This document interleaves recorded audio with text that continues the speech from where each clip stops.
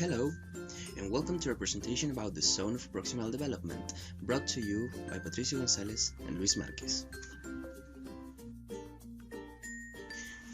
Let's begin with the origins of this theory.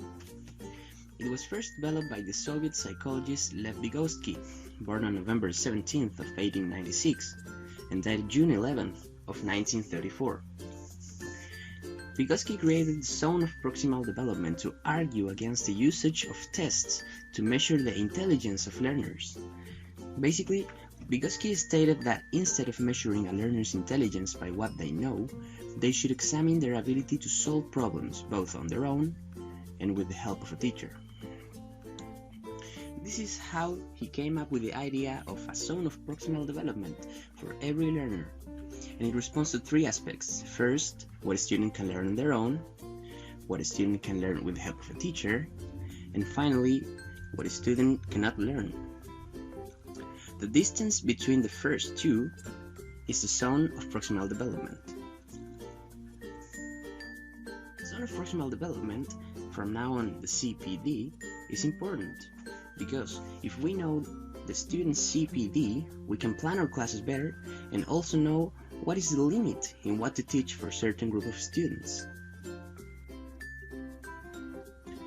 Let's see an example. This is Luis. He's the teacher.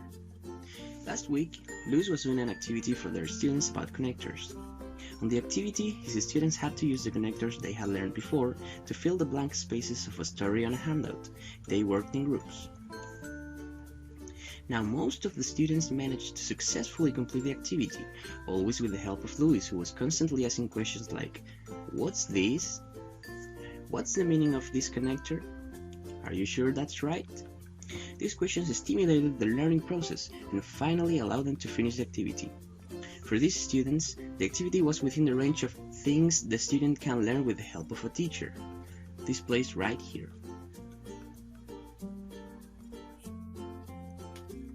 But then there were other students that didn't need help at all.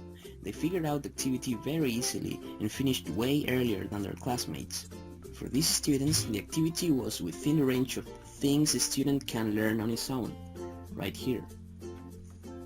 And finally, some students couldn't understand anything about the activity and therefore did not finish the activity at all. For this student, the activity was within the range of things a student cannot learn, over here.